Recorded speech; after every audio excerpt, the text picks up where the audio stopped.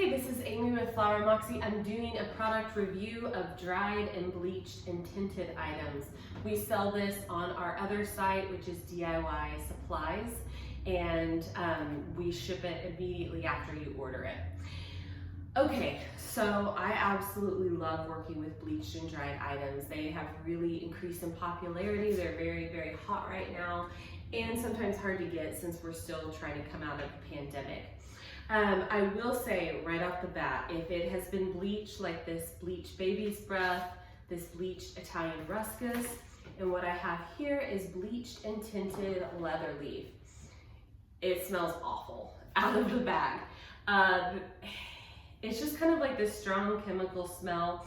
It typically dissipates once it's out of the bag for a while. So if I'm working with a lot of this for a wedding, I get it in. I can't describe it. I mean, it's not foul. It doesn't smell like sewage. It just smells like some kind of voodoo chemical that they must treat this with because it's not crunchy. So usually when you think of something dried, you think that you could look at it and it will just shatter on you. Whatever process they take this through makes it still pliable and almost like rubbery. And whatever chemical does have quite a smell to it. So I will take these out of their bag, like I usually get them, a week or two before, and I will, let them air out outside. The smell does dissipate. Another thing is that you're going to probably have some broken pieces. So on this one, the little top piece broke. This little side piece, I would just snip that off and work with what I have. I probably wouldn't use this entire piece in a centerpiece or a bouquet. I would probably only use like the entire piece in a large scale arrangement like an urn or an arch or something like that. For centerpieces and bouquets, I would come in and start snipping this apart. So this one kind of already broke a little bit on me. I would go ahead and pull it off, clean off these lower stems. I might have to buddy tape it, so I don't have a lot of stem length to work with.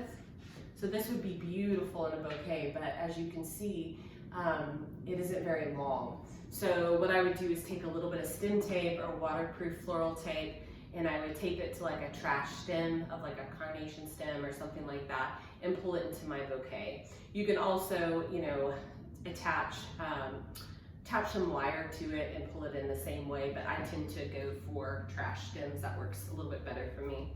I love the texture, and I just love that, it just has like a unique look to it. So it's really nice for more boho vibes and just probably palettes and looks that are a bit more expressive and free. So it isn't the traditional medium to use, so it will give a different look, which I personally appreciate.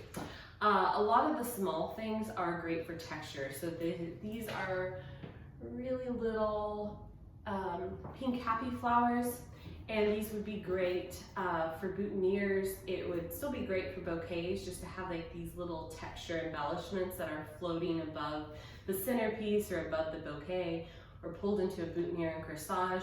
So I wouldn't discount them just because they're teeny tiny. As I say in a lot of videos, I like to have variation of sizes. So if I'm coming in with a lot of large petaled items, I will also want to come in with little textured items to give my arrangement more visual interest.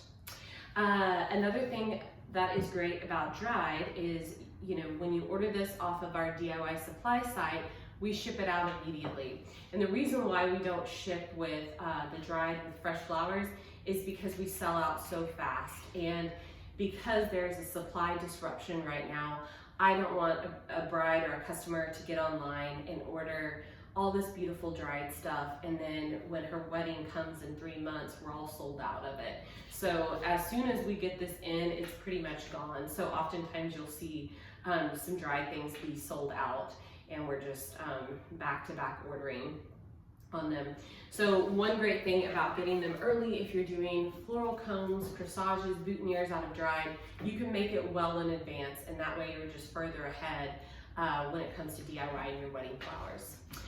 If you have any questions or requests, leave them in the comments below. Don't forget to like and subscribe, and visit Flower Moxie to see what dried elements that we have and shop your DIY wedding flowers.